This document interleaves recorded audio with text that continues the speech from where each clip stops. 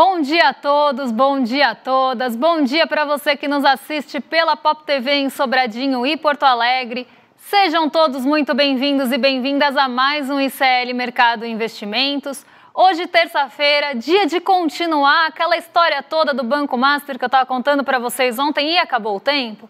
Então hoje eu vou começar por isso para terminar de contar tudo para vocês e vocês entenderem de fato o que está acontecendo. Eu vi alguns comentários com dúvidas também, então vou falar de tudo isso para vocês com bastante calma hoje, porque ontem eu tive que correr. Mas a gente vai falar também do Armínio Fraga, né? Que eu falei que ele falou Boston em Boston ontem, mas não contei o que ele falou de Boston. Então hoje eu vou contar porque vai dar tempo, e se ainda der tempo, para eu não atrasar o rolê ICL, que eu vou ter compromisso aqui com o horário, eu vou também falar do relatório Focus. Mas antes eu quero lembrar vocês, ó, a gente ainda está longe da meta, faltam umas 300 inscrições, a gente tem aqui o quê? Umas 10 mil pessoas assistindo a gente? É só 300 entrarem lá, pode clicar no QR Code, entrar em iclmercado.com.br para vocês concorrerem, além de participar da aula, que vai ser incrível. Então é ganha-ganha, né, gente? Não tem como perder. Você ganha o ingresso para a aula e ainda pode concorrer a essa canequinha. E aí eu sempre falo, né, não importa, você entra aí no ICL Mercado, você entra no rolê, no N1, o importante é vocês participarem da aula, porque no fim das contas, esse é o melhor presente. Mas vamos lá, que tem bastante coisa para a gente falar, então vamos entrar em iclmercado.com.br e se inscrever aí para a aula de hoje, que às 8 horas eu estarei lá, então vocês vão me ver 2 vezes, mas agora tem agenda. Então entre em iclmercado.com.br para se inscrever e agora a gente vai para a agenda do dia, que também está bem cheia, então uma agenda bem recheada. Eu já tinha falado que vão começar a sair aqueles balanços corporativos, isso vai começar a tomar bastante espaço da agenda.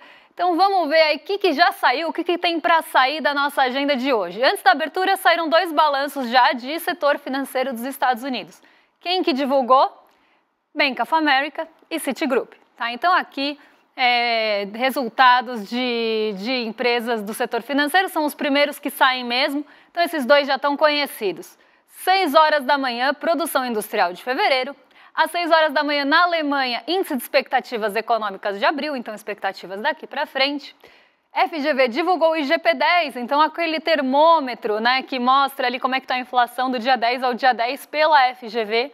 A gente traz esse dado para vocês durante a semana, então amanhã provavelmente a gente traga o dado para que vocês acompanhem o que pode já ter algum indício de inflação em abril. Às 9h30 da manhã tem Fed de Nova York com índice de atividade industrial do Empire State, resultado de abril aqui também. Então, basicamente, produção industrial dos Estados Unidos.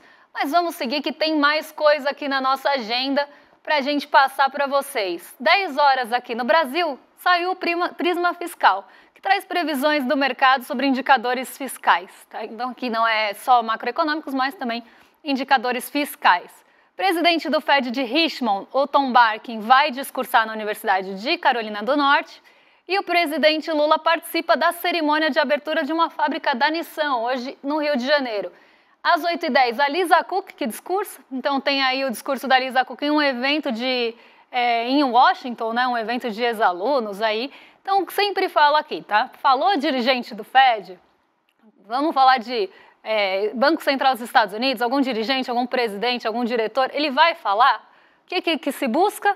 Vai buscar sinal de política monetária. Então está todo mundo de olho aí para ver o que vai ser falado em relação à política monetária, juros e inflação nos Estados Unidos. É isso que está todo mundo tentando pescar o sinal. Mas tem mais coisa na nossa agenda, porque no fim do dia tem dado importante na China saindo. A China, quando divulga dado de PIB, produção industrial, vendas no varejo, investimento em ativos fixos, sai um compiladão ali de dados da China no mesmo dia.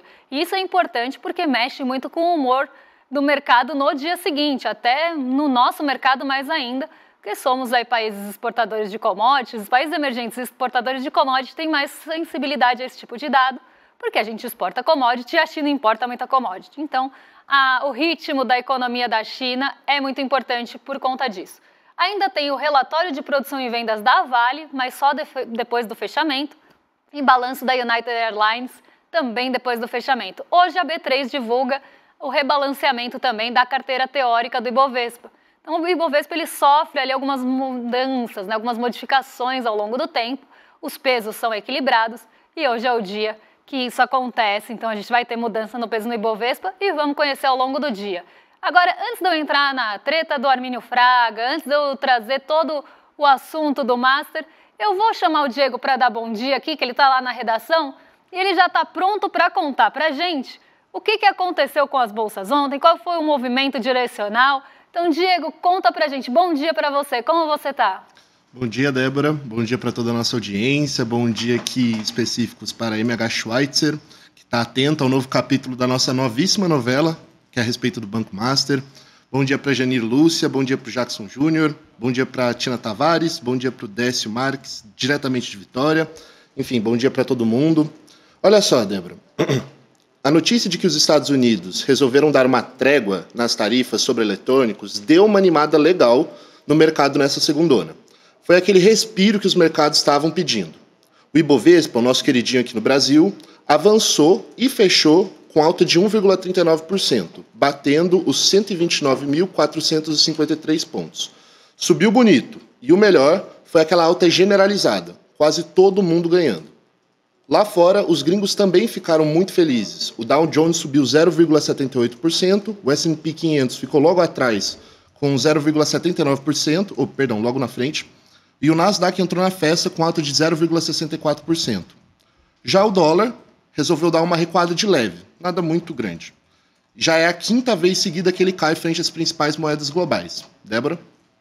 Ontem o movimento foi otimista, viu, Diego? Todo mundo no positivo, todo mundo no azul aí.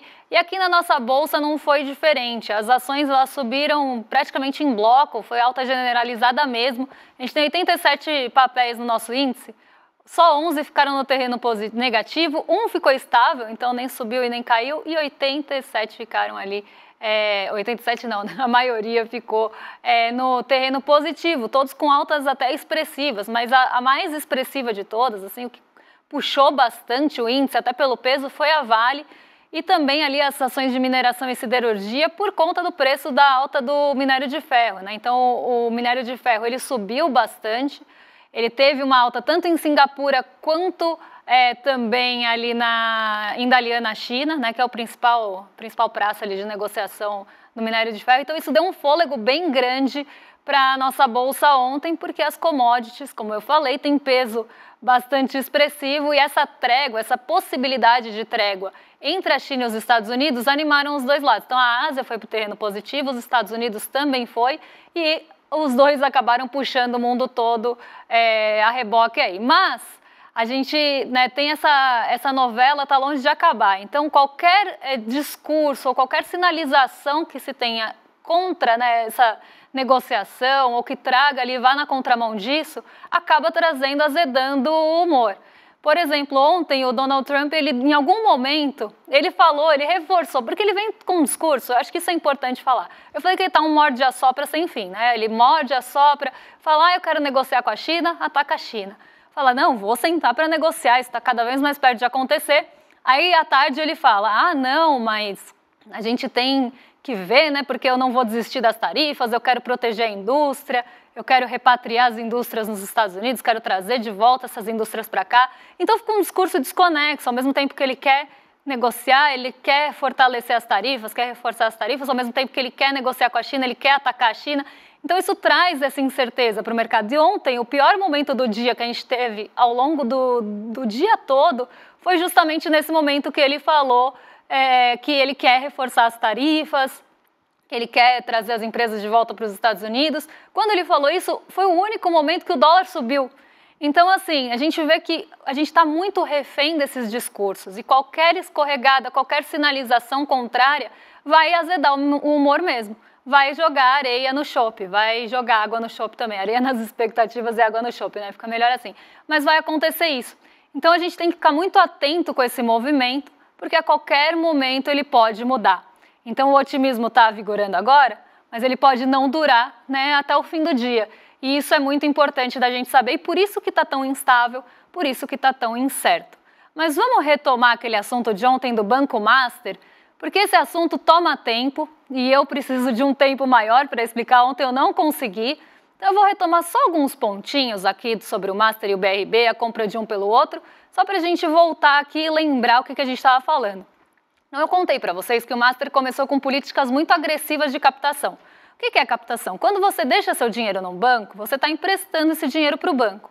O banco pega o seu dinheiro e trabalha, empresta para outras pessoas esse dinheiro. Ele trabalha em cima desse dinheiro.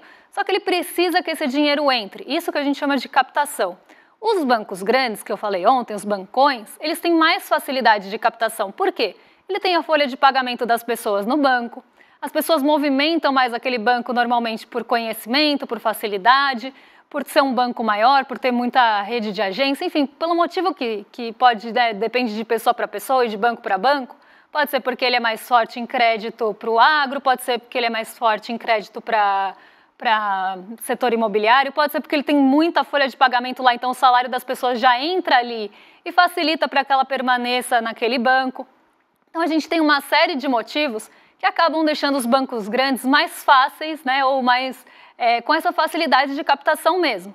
Então eles já têm o fluxo quase natural ali do dinheiro entrando, eles só precisam trabalhar para que ele fique lá, para ele poder emprestar esse dinheiro para outras pessoas e ganhar com isso. Tá? Então, quando a gente fala de captação, é disso que a gente está falando. Um banco como o Master, que é menor do que esses bancões, ele vai ter mais dificuldade de conseguir que as pessoas deixem o dinheiro com ele. E por que ele começou a subir tanto, né, as taxas ofertadas? Justamente para competir e para ter mais atratividade. Então, o que o Master falava? Olha, deixa seu dinheiro aqui comigo, eu vou te pagar 160% do CDI, então 60% a mais do CDI que o bancão vai te pagar. Você deixa o dinheiro aqui comigo por um período, vai, 1 ano, 2 anos, depois no final do período eu te devolvo esse dinheiro rentabilizado por 160% do CDI. O que é o CDI? É o índice que acaba refletindo a Selic. Se a Selic sobe, o CDI também sobe, eles andam juntinhos ali, tá? Então, eles vão sempre andar juntos. Se você está ganhando 160% desse CDI e ele acompanha a Selic, conforme a Selic for subindo, o CDI está subindo junto. E o que está acontecendo com a dívida do Master? Também está subindo junto porque ela está atrelada a esse CDI. Então, 160% do CDI, gente, é bastante coisa, principalmente no momento que a gente tem expectativa de alta dos nossos juros, porque essa dívida vai ficando mais cara.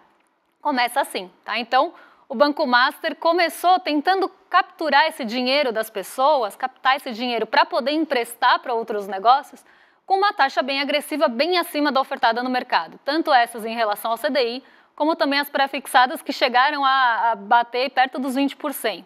Então era um banco muito agressivo na captação e no marketing ali, para tentar realmente puxar esse recurso para ele. Só que o que aconteceu? A dívida dele começou a ficar cada vez mais cara, e essas dívidas vencem. Dá um momento que o CDI, que o CDB vence, ele precisa devolver o dinheiro para a pessoa com a rentabilidade que ele prometeu, que ele acordou lá no momento da compra. Então a pessoa deixou o dinheiro acreditando que ela ia ganhar 160% do CDI, ele precisa devolver esse dinheiro e cumprir isso. E essas dívidas, quando vencem, o banco precisa ter caixa para pagar. Aí é que começa o problema do descasamento do Master, o problema 1 do descasamento do Master.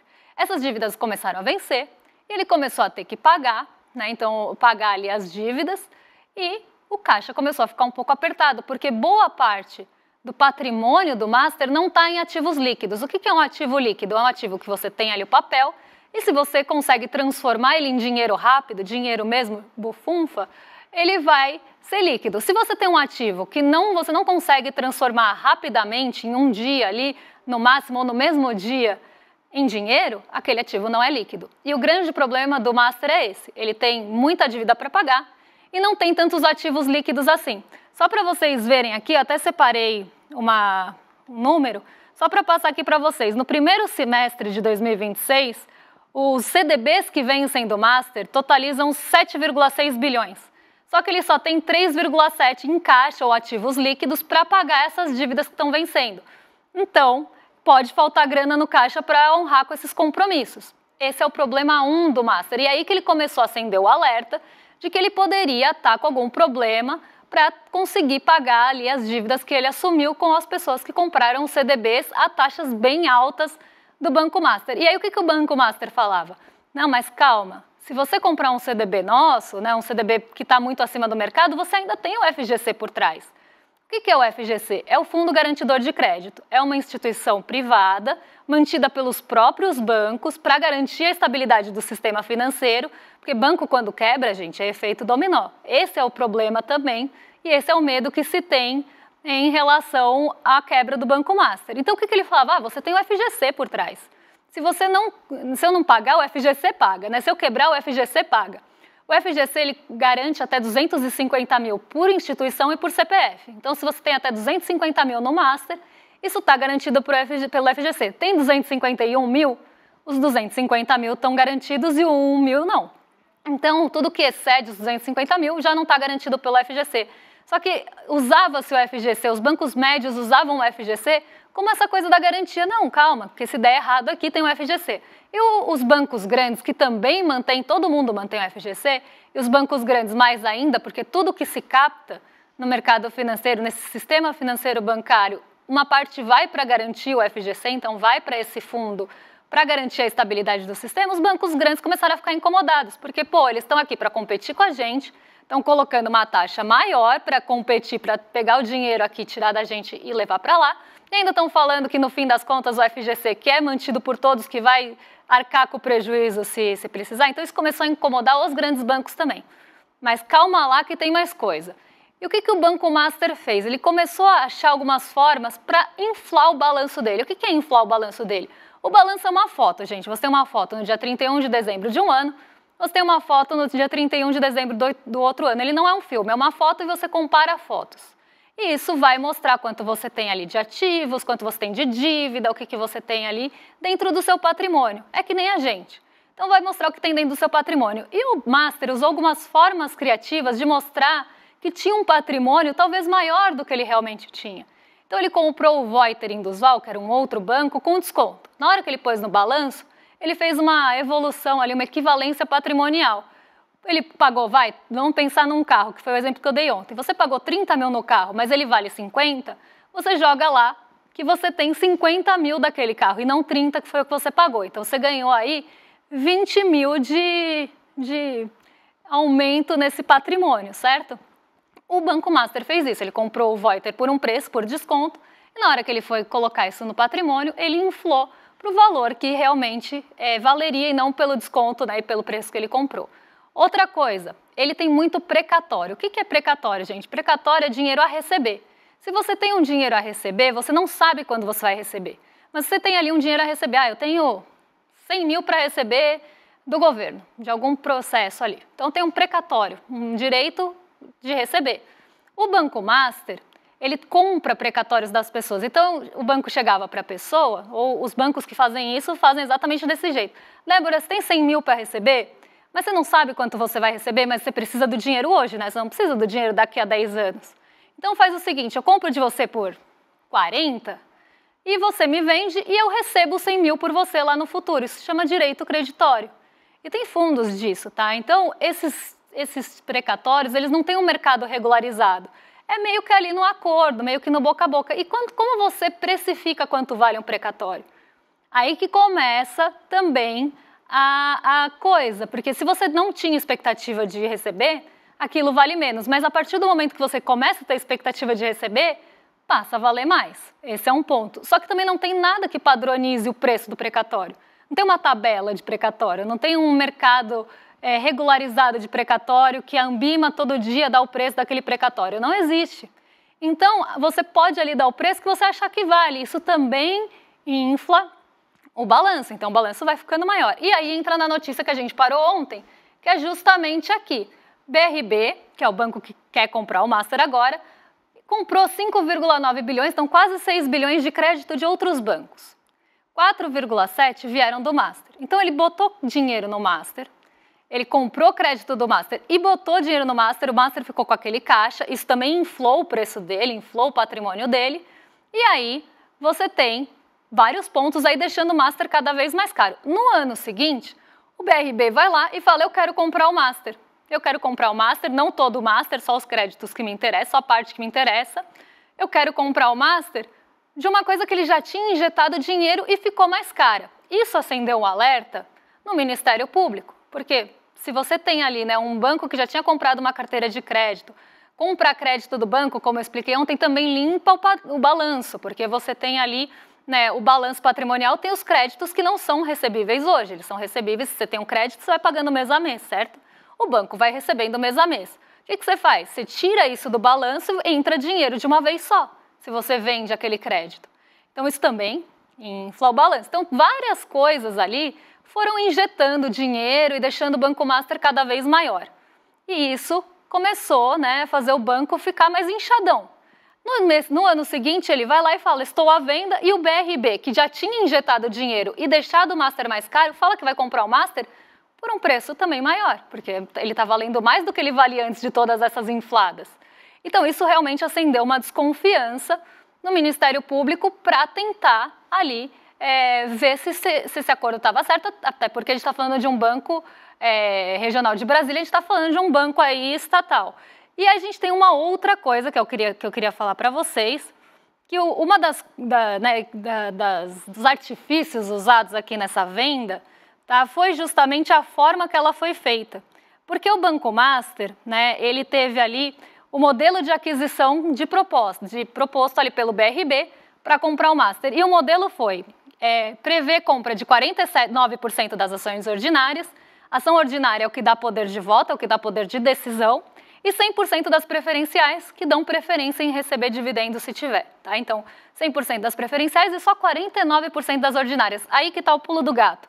Porque o Vorcaro, que é o atual dono do Master, ficaria com 51% das ações que realmente decidem o rumo da empresa.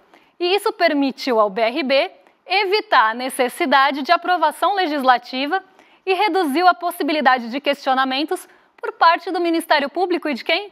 Do Tribunal de Contas. Então, eles fizeram de um jeito para tentar não acender alerta em ninguém. Só que todas essas questões que eu expliquei para vocês começaram a acender alerta não só do Ministério Público, mas também dos grandes bancos que começaram a achar isso estranho, mas também do FGC que falou, eu não quero ficar com a bomba na mão. Então, todo mundo começou a ficar, opa, peraí, o que tem aí? Por que está sendo feito dessa forma? E aí o Banco Master começou a ter que se explicar com razão, porque se ele está fazendo de uma forma para evitar tudo isso e fez todas essas infladas de patrimônio, isso gera desconfiança e tem que explicar sim. Só que aí tem outra questão, se não vender o Master, o que vai acontecer, né, com o sistema financeiro que, como eu falei, quando quebra, tem efeito dominó, porque um banco compra a dívida do outro, um banco tem CDB do outro, aí você não vai receber, isso começa a gerar, sim, um efeito cascata ali. Então está todo mundo preocupado, ninguém quer que o Banco Master quebre, mas também não querem ficar com o mico, ninguém quer ficar com o mico na mão. E aí entra também, né, as ligações políticas, porque a gente está falando de um banco regional de Brasília, e olha só as ligações políticas. O Banco Master, né, instituição privada, gerou surpresas e levantou questionamentos, até aí tudo bem. As negociações contaram com o envolvimento de figuras políticas influentes. Daniel Vorcaro, controlador do Master, é ligado ao ex-ministro Ciro Nogueira e ao presidente do União Brasil, Antônio Rueda. Já Augusto Lima, que também é sócio do banco, é casado com a Flávia Pérez, que mantém vínculos com quem? Com o governador do Distrito Federal, Ibanez Rocha. Então, olha onde começa também a acender questões. Né? E aí tem uma informação quase em clima de fofoca, mas que eu sei que a gente gosta, né? Que fala também sobre algumas relações que existem por trás aí de Vorcaro, que é o dono do Banco Master hoje. A irmã do Vorcaro, que é a Natália Vorcaro, é casada com o pastor Fabiano Zettel, que também é dono do fundo de investimento Moriá. Em 2022, Zettel foi o maior financiador individual da campanha de presidência de Jair Bolsonaro. Aí tem umas outras coisas aqui que não importam, né? Que a festa da filha de 15 anos da filha do Vorcaro custou 15 milhões. Isso não importa. O que importa aqui é que tem muita gente envolvida, né, muitas pessoas aí ligadas à política envolvidas em uma operação que envolve um banco estatal do Distrito Federal. Né? Então, e que tem o Ibanez aí também metido na confusão, né? Todo mundo é muito amigo e por isso quem tem amigos tem banco, quem tem banco tem tudo. Né? Então, a gente já entende um pouco do desenrolar dessa história. Mas o que está preocupando muitas pessoas? Porque tem gente que comprou o CDB do Banco Master por indicação e falou, pô, agora eu que vou me ferrar, né? Tudo isso acontecendo, é bom, ninguém quer ficar comigo na mão, vai ficar na minha mão. Então, assim, gente, se você tem um CDB do Banco Master, o que pode acontecer? Né? Se ele for comprado, vendido, tudo bem. Vão salvar o Banco Master e você vai ter ali a sua rentabilidade recebida, você vai receber o valor. Se isso começar a dar muito problema, encontrarem sim algumas coisas que impeçam, né, alguns empecilhos ali em relação à compra e venda, e essa venda não se concretizar e o Master realmente não tiver caixa, porque tudo isso que ele inflou patrimônio, gente, não é receita recorrente, não é caixa, não é líquido, é tudo ou ativo que está muito preso, que são os precatórios, ou é compra não recorrente, então ele vai comprar um Voiter todo ano para inflar ali o patrimônio? Não vai. Então, são coisas não recorrentes, e muito da receita do Master veio de receitas que não são recorrentes, que não recorrem ali, né, com o passar do tempo, não volta a acontecer. Então, o problema de caixa dele acontece. E aí, se ele não vender, não resolver essa história, quem tem até 250 mil ainda recebe pelo FGC, só que aí entra na fila do FGC e vai trazer dor de cabeça. Por isso que a gente sempre fala, sabe? Quando vai buscar um banco, né, às vezes precisa ali ter... Nossa, entrou alguma coisa no meu olho aqui. Quando vai buscar um banco, vai buscar um ativo, ou algo que eu quero deixar meu dinheiro, precisa, sim, de uma isenção nessa indicação. Você precisa saber tomar suas decisões e é isso também que a gente vai explicar na nossa aula de hoje, que acontece às 8 horas em iclmercado.com.br para se inscrever. E aí vocês já ficam por dentro de tudo, do que está acontecendo no cenário global, o que está acontecendo também em relação ao nosso Brasilzão, e para não cair em cilada de banco, que às vezes oferece coisa muito boa, mas pode não ser tão bom assim, né? Pode ser o mico que vai ficar na sua mão ali. Então já se inscreve em iclmercado.com.br ou no QR Code que está aqui, no cantinho da tela, for mais fácil para vocês. E a gente se encontra hoje, às 8 horas da noite, 15 de abril, né? Então hoje, 8 horas da noite. Gente, eu tô assim de saúde e são só 11h30, né? E hoje o dia vai ser bem longo. Mas é isso, gente. Era essa história que eu queria contar para vocês. Espero que vocês tenham entendido, mas se tiverem dúvidas, deixem no chat que amanhã a gente responde. E amanhã eu falo para vocês também do Armínio Fraga. Não vou mais adiar Armínio Fraga, porque a gente precisa falar desse homem, porque ele falou besteira e não foi pouco. Agora eu vou entregar no horário, aqui estou gravando, no horário para o Rolê ICL. Então, estão em mais... Nossa, até engasguei, ó. Estão em mais que excelente companhia aí com o William Deluca e Guga Noblar. E eu volto amanhã com as principais notícias e assuntos do dia. Um beijão e até amanhã, pessoal. É hoje a nossa aula Tudo o que você precisa saber para investir. Uma aula muito importante para todo mundo porque ela ensina o básico de uma maneira muito fácil, para você poder já sair dali tendo uma outra visão e não fazer as besteiras que as pessoas costumam fazer. Se você já está inscrito ou inscrita, 1 hora antes da aula vai chegar o link para você clicar e já entrar ali na sala de espera. Até de noite.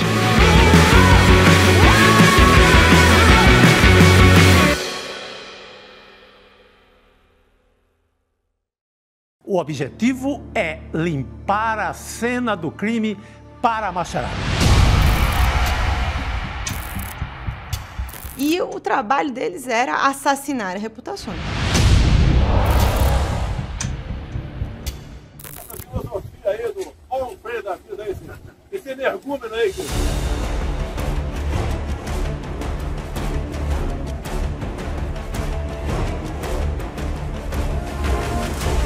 A família Bolsonaro tinha todo um esquema montado para atacar opositores virtualmente. Mas se a gente for lembrar, foi exatamente essa estrutura de questionamento que colocou em xeque as eleições de 2022 e deu no que deu. Para quem ainda não entendeu, isto é uma guerra de narrativas. E nos campos de batalha, as máquinas de moer reputações estão sempre à espreita.